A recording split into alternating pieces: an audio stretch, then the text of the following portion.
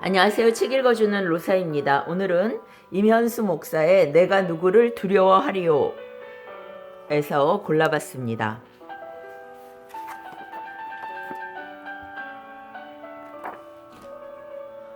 임현수 목사는 18년에 걸쳐 한 나라를 150번이나 방문하는 일은 흔치 않다.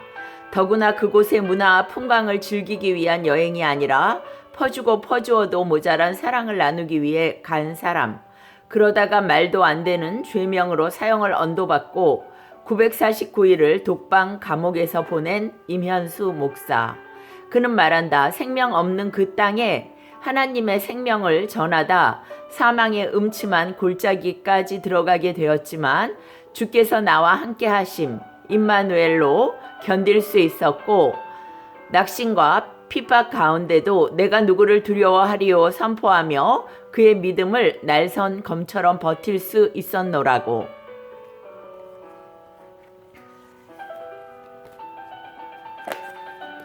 오직 감사 밖에는. 감사는 선택이다.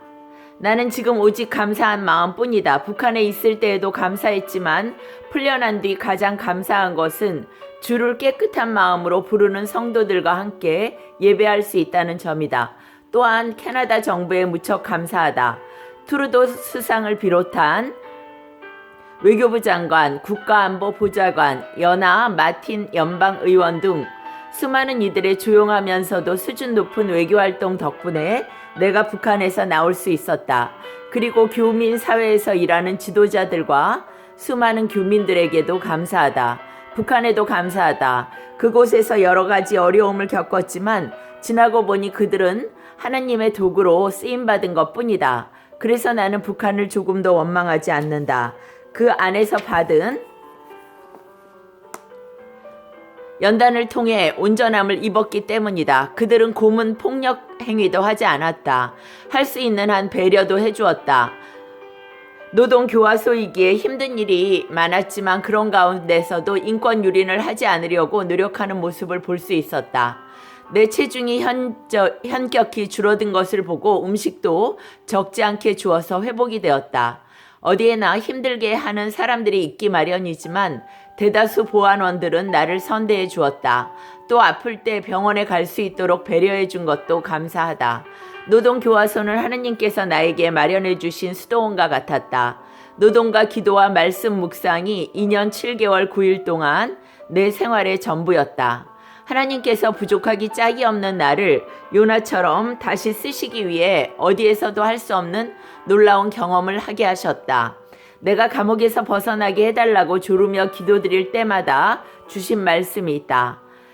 내가 가는 길을 그가 아시나니 그가 나를 단련하신 후에 내가 승군같이 되어 나오리라. 욥기 23장 10절. 내가 가는 길을 주가 아신다는 말씀이 가슴 깊이 와 닿았다. 그러면 더 이상 조를 필요가 없지 않나? 하느님의 뜻이 있어서 허락하신 연단이라면 주님의 시간을 기다려야 하지 않을까?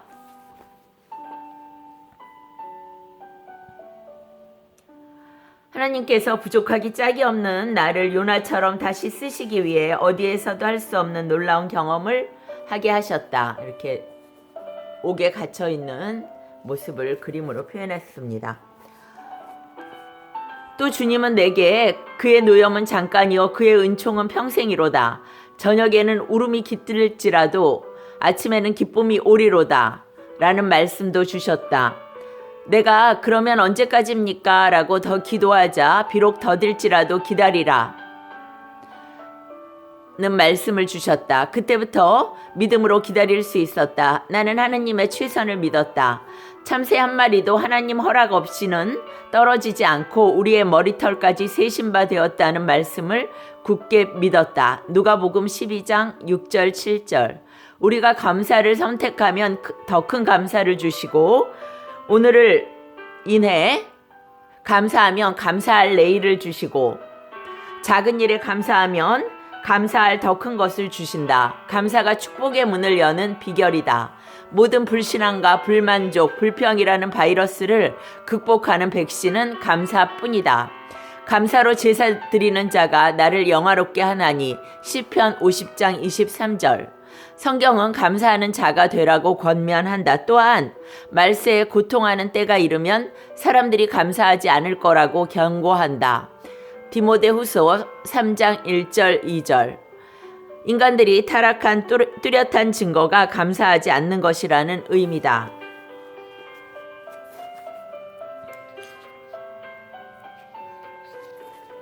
오늘 감사는 선택이다 읽어드렸습니다. 책 읽는 로사였습니다.